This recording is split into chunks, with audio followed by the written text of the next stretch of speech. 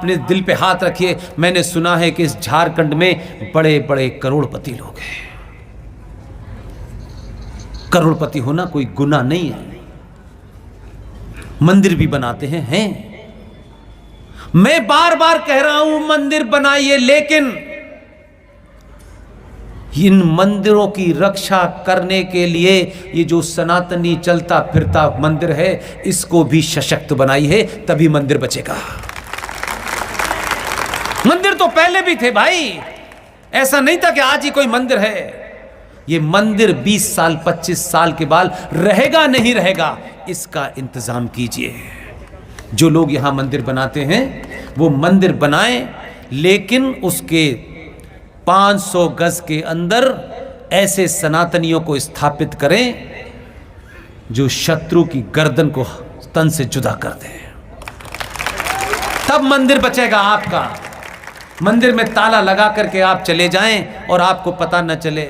इसी व्यवस्था के चलते आपके ऊपर ऐसे ऐसे कानून बना दिए गए और आपको पता ही नहीं है, क्योंकि ठेकेदार आपको ये नहीं बता रहे। मैं बार बार ठेकेदार शब्द इसलिए इस्तेमाल करता हूं कि जिन्होंने ये प्रण लिया है कि हमें ये चाच को, अपने सनातनी समाज को जगाना है, ये उनकी जिम्मेदारी ज्यादा थी, क्योंकि उन्होंने कहा हमने तो कुछ भी नहीं किया, हमको तो 2 बच्चों की फीस भी देनी होती है, मकान का किराया भी देना होता है, लेकिन हमने कभी इस बात को अपने जीवन में आड़े आने नहीं दिया। हम रात के 2 बजे भी हैं, 4 बजे भी हैं, कल यहाँ हैं, परसों यहाँ हैं, ये हमने नाड़े नहीं दिया। लेकिन दिन भर ये गाएंगे कि हमने शादी नहीं की, हमने राज के लिए नहीं कहा। अगर समाज को सच बता देते तो आज समाज की दुर्गति ये नहीं होती है। वो नहीं बताना चाहते आपको।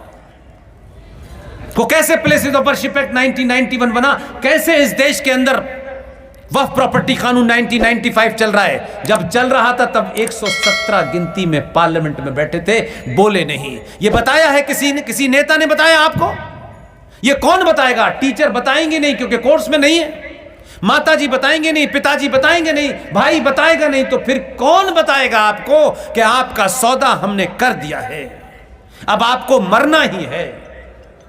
नहीं बताना चाहता कोई। दिन भर ज्ञान, अरे अपना अस्तित्व का सौदा कर दिया इन दलालों ने, लेकिन एक भी नहीं बताता। इसलिए मैं कभी कभी शत्रु में भी अगर कोई ईमानदार हो तो उसकी तारीफ करनी चाहिए, भले ही शत्रु हो। एक अदना सा एमएलए, ये उन दलालों के लिए बता रहा हूं जो सुबह से लेकर शाम तक ज्ञान बांटते हैं। एक अदना सा एमएलए जो इंडिपेंडेंट था, पूरे भारत में एक राज्य है कश्मीर, उसमें इंडिपेंडेंट एमएलए था, वो इंडिपेंडेंट। हमारे यहां तो इंडिपेंडेंट ये सोचता है कि कब सत्ता का संतुलन बिगड़े और मैं 50 करोड़ में बिकूं। ये सच्ची कहानी बता रहा हूं। कश्मीर की विधानसभा में एक इंडिपेंडेंट एमएलए था जिसका नाम था इंजीनियर रशीद। कभी कभी आपने टेलीविजन पे उसको देखा होगा, उसके चरित्र को देखिए। उसको गुलाम नबी आजाद ने, ये पहले आदमी हैं, कांग्रेस से आजाद हैं और नबी के गुलाम हैं। गुलाम नबी आजाद को राज्यसभा में जाना था, शोभा जी, 1 वोट कम पड़ रहा था। गुलाम नबी आजाद ने इंजीनियर रशीद से कहा जो चाहिए ले लो, 1 वोट चाहिए था। और वो इंडिपेंडेंट था, उसको कोई पूछता भी नहीं था। मैंने रोज उसको देखता था, असेंबली से उसे लोग बाहर निकाल देते थे। वो सबने देखा, मैं उसको पर्सनली भी जानता हूं, इसलिए मैंने कहा। मैं बार बार इस बात को इसलिए बताता हूं कि आप जरा उस आदमी से सोचिए। मैंने 2 से तीसरे कुर्ते में कभी नहीं देखा उसको। रोज किसी न किसी इशू पे लड़ता था और असेंबली से उसे बाहर निकाल दिया जाता था। लेकिन जब उसके पास ये ऑफर आया, गुलाम नबी आजाद ने उससे कहा कि मुझे तुम्हारा टिकट वोट चाहिए, क्योंकि मेरी राज्यसभा 1 ही वोट से कम पड़ रही है। उस आदमी ने क्या शर्त रखी? मैं कहता हूं कि शत्रु से सीखना चाहिए। उस इंजीनियर रशीद ने मालूम है क्या कहा गुलाम नबी आजाद से? मुझे 1 लाइन लिख के दे दो, मैं तुम्हें दे दूंगा वोट, तुमसे 1 पैसा नहीं लूंगा, 1 लाइन लिख के दे दो बस। उसने शर्त रखी, गुलाम नबी आजाद तुम मुझे ये लिख के दो कि अफजल गुरु को फांसी गलत हुई थी। गुलाम नबी आज़ाद की मजबूरी थी, लिख के नहीं दिया, उसने वोट नहीं दिया। अगर कभी कभी कुछ सीखना हो तो शत्रु से भी सीखना चाहिए। और गुलाम नबी राज्यसभा नहीं पहुंच पाए। हम तो 2-4 करोड़ में बिको, कहते सनातन में बिक जाओ, बाप के खिलाफ चले जाओ, माँ के खिलाफ चले जाओ, तैयार रहते हैं बिकने के लिए। इसलिए चरित्र पैदा कीजिए। ये लड़ाई जो आपको राजनीतिक तौर पे दिखती है, ये बहुत हल्की लड़ाई दिखती है। अंदर से हालात बहुत बेहतर नहीं है, बहुत बेहतर नहीं है। मैंने आपको इशारे में कहा, हर दिन 25 से 30 यंग लड़कियां अच्छे घरों की गायब हो जाती हैं। कोई रोने वाला नहीं है उनको। हम जैसे जो लोग बोलते हैं तो लोगों को बड़ा शौक लगता है।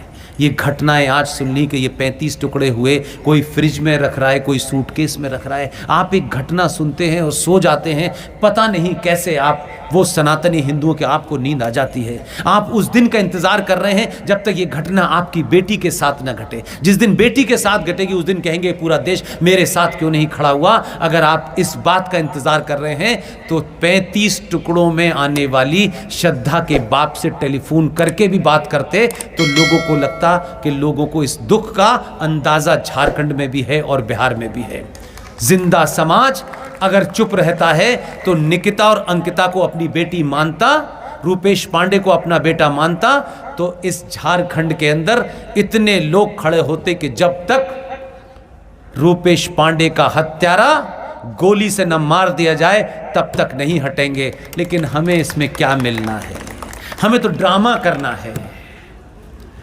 मुझ जैसा आदमी जिसकी स्थिति के बारे में बहुत कम लोग जानते हैं, मैं यहाँ आया हूँ इसलिए कि आपने टिकट भेजी है, मैं चला जाऊँगा इसलिए कि आपने टिकट दी है, इससे ज़्यादा मेरे पास कुछ नहीं है। तब भी मैं जब कराची से चला और शोभा जी के किसी एक प्रोग्राम में आया था, मैंने शोभा यादव जी से कहा, ये जानी मानी वर्कर हैं, सोशल वर्कर हैं, पॉलिटिकल एक्टिविस्ट हैं, ये किस पार्टी में हैं नहीं है, मुझे इसमें कोई इंटरेस्ट नहीं है। मुझे इसमें इंटरेस्ट है कि जब जब ऐसे इशू हुए तो मेरी इनसे वार्तालाप हुई।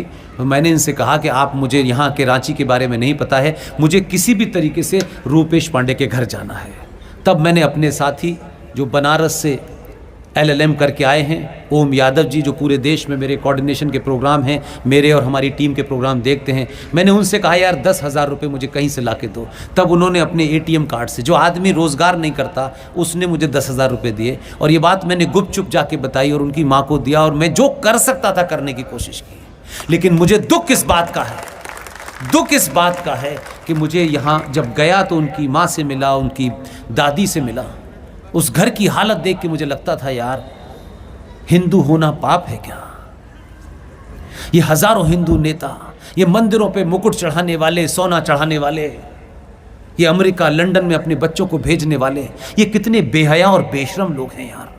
ये इंतजार करते हैं कि हमारे बेटे बेटी के साथ होगा तब हम जो है तूफान उठा देंगे।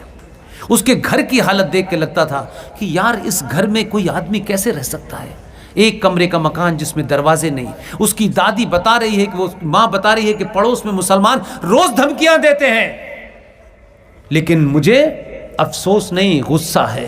उस वक्त भी मैंने कहा इस देश में केंद्र की सरकार की एक नेता जो झारखंड से थी, मंत्री भी थी शायद, वो वहां 2 दिन पहले आई। मैंने पूछा उनसे भाई कोई आया नहीं यहाँ? उन्होंने कहा एक नेता आई थी, मंत्री थी, सरकार की तरफ से आई थी, मैंने उन्होंने कुछ किया। बोली जब वो यहां से गई तो हमारे परिवार के खिलाफ 2 केस और लग गए।